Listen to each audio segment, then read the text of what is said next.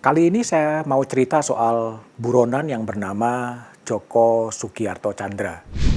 Akhir Juni kemarin, publik dibuat kaget dengan pengajuan sidang peninjauan kembali oleh terpidana kasus cesi atau hak tagih Bank Bali yang juga buronan bertahun-tahun Joko Tjandra. Kasus ini tentunya menarik. Ia buronan selama 11 tahun, diburu oleh Interpol, diburu oleh jaksa, diburu oleh polisi, tapi nggak pernah ketangkap.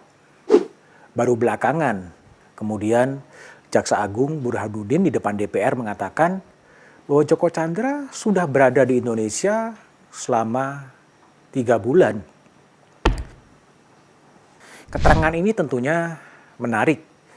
Bagaimana mungkin seorang buronan kabur selama 11 tahun, tidak terdeteksi, kemudian di depan Komisi Hukum DPR, Jaksa Agung mengatakan Joko Tjandra sering dipanggil Joker, sudah berada di Indonesia, di tanah air 3 bulan.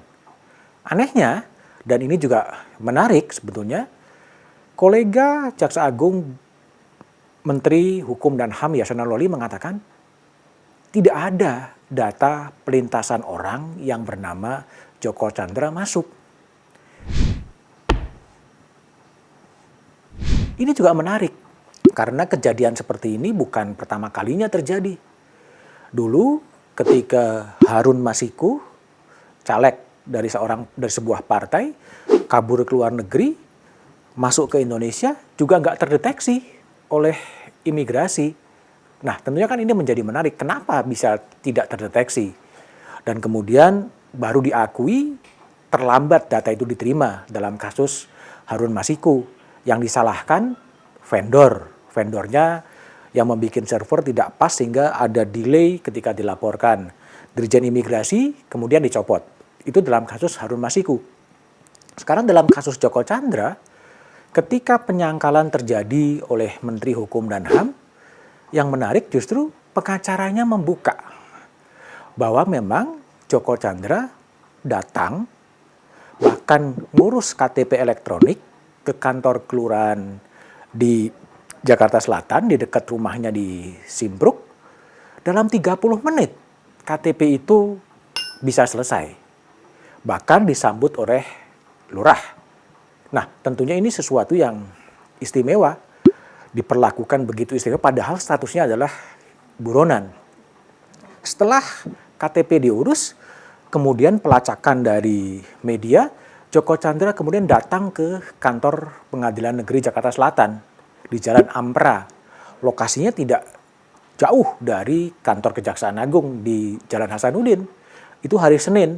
Hari Senin itu biasanya sidang-sidang perdana itu ramai. Ada polisi, ada jaksa, ada pengacara. Tapi pertanyaannya kemudian ini juga tidak terdeteksi oleh jaksa, oleh polisi, oleh pengacara di Pengadilan Jakarta Selatan. Dia datang untuk mendaftarkan peninjauan kembali atas perkaranya. Didaftarkan begitu saja dan diterima. Tidak ada orang yang curiga bahwa yang datang itu adalah buronan. Jadi betapa lemahnya sebetulnya sistem hukum yang ada di Indonesia. Yang menarik lagi adalah, kembali menurut pengakuan Jaksa Agung, tanggal 23 Juni, setelah mendapatkan KTP elektronik, Joko Tjandra membuat paspor. Dan lolos juga. Paspornya dikeluarkan, dan KTP dan paspor itu sekarang disita oleh Jaksa Agung. Ini adalah kelemahan-kelemahan dalam sistem hukum. Dan ini mempermalukan Republik ini sebetulnya. Sehingga ada baiknya kalau Presiden Jokowi sebagai kepala pemerintahan kemudian memanggil para menterinya, baik Jaksa Agung, baik Kapolri, baik Menteri Hukum dan HAM, menanyakan apa yang sebenarnya terjadi dalam kasus Joko Tjandra alias Joker ini. Buronan korupsi yang hilang selama 11 tahun datang ke tanah air, datang ke kantor kelurahan, daftar ke kantor pengadilan, daftar ke kantor imigrasi, dan semuanya tidak terdeteksi dan semuanya aman-aman saja. Inilah sebenarnya misteri yang harus diungkap oleh siapapun juga. Oleh siapapun juga harus mengungkap apa yang sebenarnya terjadi. Dan Presiden Jokowi juga harus menunjukkan kepemimpinan yang jelas, ini apa yang terjadi dan memberikan arah kemana ini harus kemudian diungkap. yang menarik sebetulnya adalah ketika sidang PK, Joker juga tidak hadir. Yang pertama dia hanya mendaftarkan, sidang pertama kemudian tidak hadir, sidang kedua karena jaksa akan menangkap juga kemudian tidak hadir. Wajar, Joker pasti tidak akan hadir. Sehingga jaksa tidak hanya menunggu di pengadilan Jakarta Selatan, tapi berburu untuk kemudian menangkap. Dari mana kuncinya? Tentunya dari orang-orang dekat yang kontak dengan Joko Chandra. Para pengacaranya meskipun dilindungi oleh undang-undang advokat juga sebaiknya bekerja sama bahwa yang kemudian dihadapi adalah buronan. Lurah, catatan sipil juga harus ditanya kok bisa tanpa ada alert apapun dan kemudian diterima dan paspornya kemudian keluar.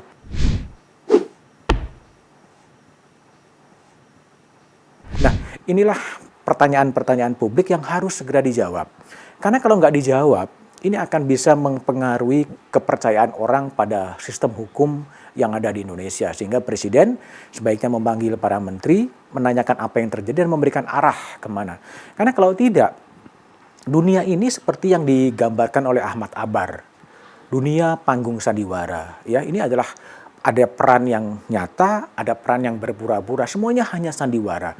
Dan kalau sandiwara-sandiwara ini terus-terusan kemudian terjadi, yang dikhawatirkan adalah rontoknya kepercayaan publik kepada sistem hukum. Kita tentunya tidak mau. Tapi apapun masalahnya begitu banyak, tetaplah, yakinlah, jangan pernah lelah untuk tetap mencintai Indonesia.